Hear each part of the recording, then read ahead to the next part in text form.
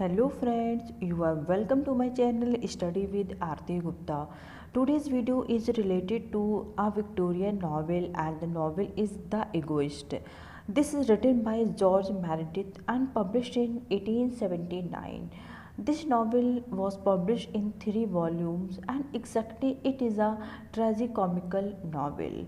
So friends ज़्यादा time waste नहीं करेंगे और आइए देखते हैं कि इस नावल में क्या है. But before starting the video I would like to request you that if till now you did not subscribe my channel please like subscribe and share my channel to your friends also who are going to prepare for any exam of literature. तो friends आइए देखते हैं कि इस novel में क्या है.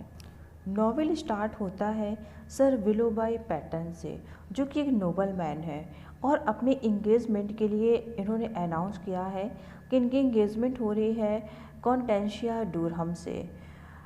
इनकी इंगेजमेंट हो जाती है बहुत अच्छे से, ये खुश हो जाते हैं. लेकिन आफ्टर 10 डेज़, जब शादी के सिर्फ 10 डेज़ बचे हुए हैं, तो इनकी इंगेजमेंट ब्रेक हो जाती है और जो कॉन्स्टेंशिया डूरहम होती है वो सोचती है कि मैं यहाँ पे क्या करूँ, मैं इनसे करूँ शादी या नहीं करूँ. इस कन्फ्यूज़न में वो अपनी इंगेजमेंट ब्रेक कर देती है.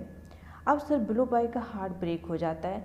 ये बहुत ही ज़्यादा परेशान होते हैं क्योंकि कहते हैं कि कॉन्टेंशिया ने किस तरीके से मुझे बिट्रेट किया है, मुझे धोखा दिया है. अब जैसे इंगेजमेंट ब्रेक होती है उससे कुछ टाइम के बाद ही ये एक और लड़की होती है जिसका नाम होता है क्लैरा मिडलेटन. ये उसको कोर्ट करने लगते हैं. क्लैरा मिडलेटन इस एक बहुत ही इंटेलेक्चुअल और ब्यूटीफुल लड़की होती है. वो इनकी बातों में बहुत ज़्यादा नहीं आती. ये कोशिश करते हैं इसको प्रपोज़ करने की, ये प्रपोज़ भी करते हैं. पहले एक्सेप्ट कर लेती है लेकिन बाद में इनके एक्सेप्टेंस को रिफ्यूज़ कर देती है. रीज़न क्या था कि जब कॉन्स्टेंशिया डूरहम और क्लैरा दोनों ने ही इनके शादी के ऑफ़र को ब्रेक कर दिया, तोड़ दिया. क्यों? रीज़न ये था कि जो नॉवेल का हमारा टाइटल है एगोइस्ट है. एगोइस्ट यहाँ पे एग्जैक्टली सर विलोबाई पैटर्न ही है. यहाँ पे ये किसी के सामने झुकना नहीं चाहते, ये अपने ही कंडीशन में जीना चाहते हैं और ये चाहते हैं इनकी शादी जिससे भी हो, इनकी फियांसे हो या इनकी टू बी ब्राइड हो, वो क्या हो, इनकी ही बातों में चले, इनकी शर्तें माने. इसी वजह से इनकी जो फियांसी थी कॉन्टेंशिया डूरहम वो भी छोड़ के चली गई. और क्लैरा को पता चला इनकी कुछ चीज़ों के बारे में जो कि बिल्कुल अनफेयर थी. मीन्स दूसरों को ऊपर अपनी चीज़ें इम्पोज कर देना, उनके साथ अच्छा बिहेव ना करना और हमेशा ये कहना कि no I am right you are wrong. ये चीज़ें क्लैरा को बिल्कुल भी अच्छी नहीं लग रही थी. तो क्लैरा ने भी यहाँ पे क्या किया, इनसे ब्रेकअप कर लिया.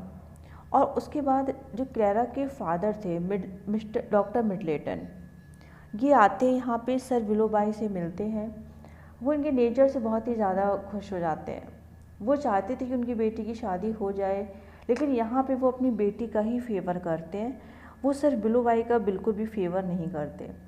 अब जब क्लैरा से इसका रिलेशन ख़राब हो जाता है तो अब सर विलोबाई क्या करते हैं, परेशान हो जाते हैं. अब ये थर्ड वुमेन की तरफ टर्न होते हैं. एग्जैक्टली फ्रेंड्स, ये जो नावल है इसमें एक जर्नी दिखाई गई, ये कि अम्यूजिंग टेल है और जर्नी है जिसमें हम लोग ये देखेंगे कि कैसे जैसे नेचुरल डेली लाइफ में लोग एक ब्रेकअप हो गया फिर दूसरा तीसरा, सेम टू सेम आप वही चीज़ इस नावल में भी देखेंगे. अब जब इसका ब्रेकअप हो गया है तो अब यहाँ पे एक लड़की है जिसका नाम है लेटिशिया डेल. जो लेटिशिया डेल है ये सर विलोबाई पैटर्न के घर में ही रहती है, एज अ टेनेंट रहती है और इसके फादर बहुत ही ज़्यादा बीमार होते हैं. ये जो लेटिशिया डेल है ये प्रोफेशनल राइटर भी है. ये उनके कॉटेज में रहती है और अपने इल फादर की केयर करती है और राइटिंग करती है. राइटिंग करके ही ये लिवलीहुड अर्न कर पाती है. लेकिन इसको कोई प्रॉब्लम नहीं है. ये जो लेटिशिया डेल है ये एक साइलेंट मीन्स एडमायरर होती है विलोबाई पैटर्न की. ये हर कोई जानता है कि लेटिशिया डेल ना सर विलोबाई को बहुत ही ज़्यादा पसंद करती है, लेकिन कभी उसने ओपनली इस चीज़ को बोला नहीं क्योंकि वो एक टेनेंट थी. इन दोनों के फैमिली बैकग्राउंड में बहुत ही ज़्यादा डिफरेंस था. क्लास कॉन्फ्लिक्ट था, जिसकी वजह से इसने कभी इस चीज़ को मीन्स एक्सप्रेस नहीं किया कि मैं तुमको पसंद करती हूँ या मैं तुमसे शादी करना चाहती हूँ। अब सर बिलो भाई जो थे वो कुछ टाइम के लिए बाहर चले जाते हैं, और जब बाहर से आते हैं तो ये अपने ही कज़िन को लेके आते हैं। लेकिन अपनी कज़िन के लिए इनका जो एटीट्यूड होता है बहुत ही ज़्यादा अच्छा नहीं होता है। तो लेटिशिया डेल क्या करती है कि इनसे ना दूरी मेंटेन करने लगती है। ये अपने कज़िन के साथ कभी तो ऐसा लगता है कि बहुत ही ज़्यादा खुश हैं, उसके ऊपर बहुत ही ज़्यादा फोकस कर रहे हैं और लेटिशिया डेल को इग्नोर कर रहे हैं। लेकिन कभी उसको ऐसा लगता है कि इनका जो बिहेवियर है अपने कज़िन के लिए बिल्कुल भी अच्छा नहीं है। तो लेटिशिया डेल क्या करती है, इसे डिस्टेंस मेंटेन करने लगती है। अब सर विलो बाई के पास कोई ऑप्शन नहीं बचा था, ना तो उनकी फियांसी थी उनके पास, ना ही दूसरी लड़की क्लैरा, उससे भी इनका रिलेशन ख़राब हो गया था। तो अब ये टर्न होते हैं लेटिशिया डेल की तरफ और लेटिशिया डेल को प्रपोज़ करते हैं। लेकिन पहले में और अब में ये डिफरेंस था कि पहले जब चीज़ों को बताते थे अपनी बिलविड को या जिससे शादी होने वाली थी कॉर्टेशिया डूरहम को, इनकी इनकी बातों में ना एक ईगो होता था। ये अपनी ही कंडीशंस में जीना चाहते थे, मैंने आपको पहले भी बताया था। लेकिन इस बार जो इनका मोड था बात करने का वो चेंज था। इस टाइम पे बहुत ही ज़्यादा पोलाइट हो गए थे और अपनी चीज़ों को बहुत ही हम्बली बोल रहे थे, एक रिक्वेस्ट के साथ बात कर रहे थे लेटिशिया डेल से। लेटिशिया डेल अभी कंफ्यूज है कि मैं इनके प्रपोज़ल को एक्सेप्ट करूं कि ना करूं, लेकिन फाइनली लेटिशिया डेल इनके प्रपोज़ल को एक्सेप्ट कर लेती है।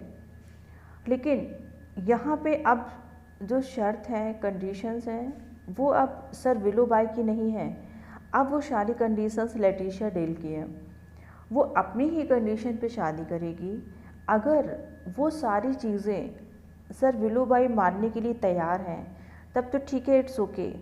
अगर वो इन सब चीज़ों को मानने के लिए तैयार नहीं है तो लेटिशिया डेल भी यहाँ शादी करने के लिए तैयार नहीं होती है। फाइनली सर विलो बाई सोचते हैं कि अरे यार कुछ तो है नहीं है, अगर इसकी बात भी नहीं मानूंगा तो फिर तो मेरे हाथ में कोई बचेगा ही नहीं, मैं ऐसे ही बैचलर रह जाऊंगा।